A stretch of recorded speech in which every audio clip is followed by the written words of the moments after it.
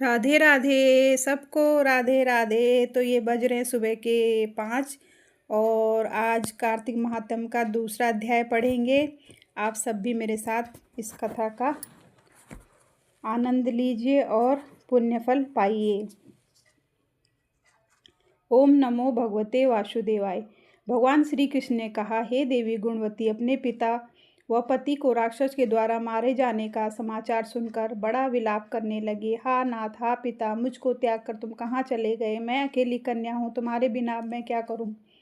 अब मेरे भोजन और वस्त्र आदि की व्यवस्था कौन करेगा? घर में स्नेहपूर्वक मेरा पालन पोषण कौन करेगा? मैं कुछ नहीं कर सकती। मुझ विधवा की रक्षा कौन करेगा? मैं कहाँ जाऊँ, कहाँ रहूँ? मेरा तो अब कहीं ठिकाना नहीं रहा। इस तरह रोती और बिलखती गुणवती पछाड़ खाकर पृथ्वी पर गिर पड़ी और मूर्छित हो गई और देर तक पड़ी रही। फिर जब होश में आई तो पूर्वत अत्यंत करुण विलाप कर शोक सागर में डूब गई। जब कुछ संभली तो उसे ध्यान आया कि मेरे पिता तथा पति की मृत्यु के पश्चात उनकी क्रिया करनी चाहिए जिससे उनकी गति हो सके। अतः उसने अपने घर की सारी वस्तुएं बेच दी। उनके बेचने से जो पैसे उसे मिले उनसे अपने पिता और पति की श्राद्ध आदि क्रिया की।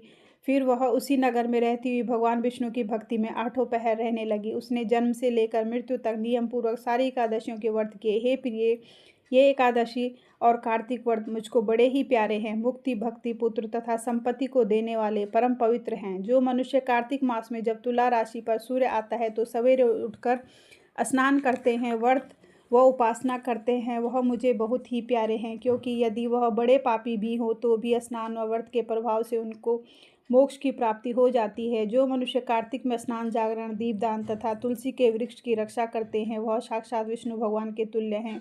जो मनुष्य कार्तिक मास में मंदिर में झाड़ू लगाते हैं और स्वास्तिक बनाते हैं और विष्णु पूजा करते हैं, वह जीवन मुक्त हो जाते हैं।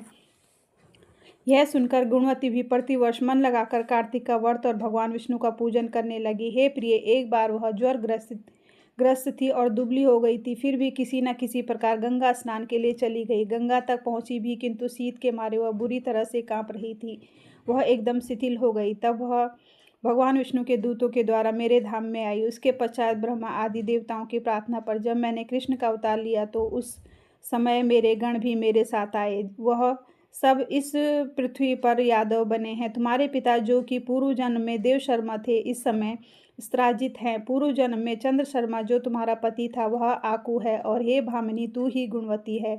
यह कार्तिक व्रत का ही प्रताप है जिससे कि तू मेरी अर्धांगिनी बनी है। पूर्व जन्म में तुमने मेरे मंदिर के द्वारे पर तुलसी का पौधा लगाया था। वह इस समय तेरे महलों के आंगन में कल्प वृक्ष के रूप में खड़ा है। तुमने जो इस जन्म में दीप दान किया था, उसके कारण तुम्हारी देह सुंदर है, तुम्हारे शरीर में शोभा है और घर में साक्षात लक्ष्मी निवास करती है। तुमने चूंकि पूर्व जन्म में अपने समस्त व्रतों का फल पति स्वरूप विष्णु के अर्पण कर दिया था, उसी के प्रभाव से तुम इस समय मेरी प्रिय भामिनी हुई हो।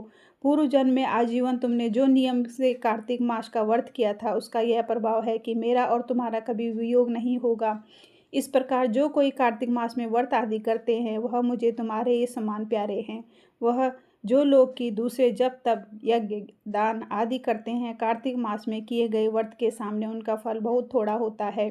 यानी कार्तिक मास के व्रतों का 16वां भाग भी नहीं है। इस तरह से सत्यभामा भगवान श्री कृष्णचंद्र जी महाराज से अपने पूर्व जन्म के पुण्य का प्रभाव सुनकर अति प्रसन्न हुई। ओम नमो भगवते वासुदेवाय। दूसरा अध्याय समाप्त। भगवते वासुदेवाय। अब तुलसी माता की हम आरती करेंगे।